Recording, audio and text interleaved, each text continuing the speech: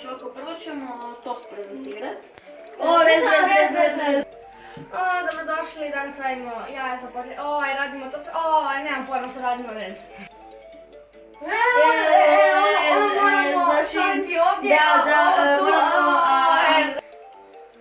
I dobrodošli u večerašnji video o... Ne znam da je rez.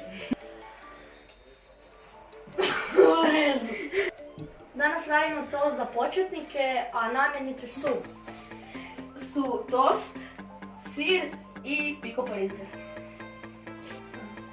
Tost treba staviti 2 šnite sira. 1 šnite sira. Evo ga, dobro ću postaviti. A Matija će staviti drugu polovicu sira. Ili slamu. Uglavnom želite. Sir i slamu možete uzeti kako god želite, kako vi volite. Evo ga, mi smo uzeli pico parizer jer mi to volimo.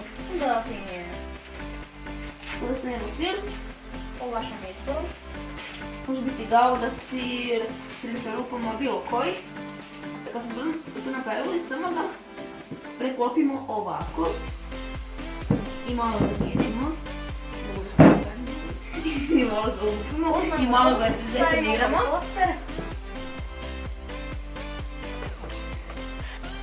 Evo ga, upravo mi sad pečemo ovo će potrajati nekog minuta, ali svejedno ne smijete ga ostaviti predugo jer će se prepeći i jedan će biti groznog okusa. Kada je tost gotov, pričekamo koju sekundicu da se hladi i izvadimo ga na tanjure. Ako vam se svi slučajno rastopi, budete jako oprezni. Evo ga, sad ću jako izvaditi.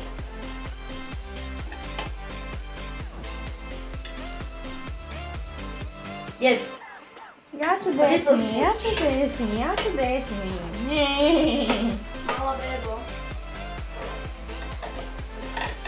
Ti zabiješ šlakat u nebo, ne vidi se niti šta radiš. Daj, uništit ćeš mi tost.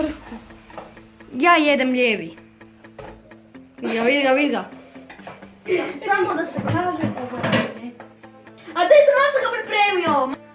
A kad napravite tost možete ga pojest i uz njega uvijek dobro dođe malo kečapa. Dobar tek. Također.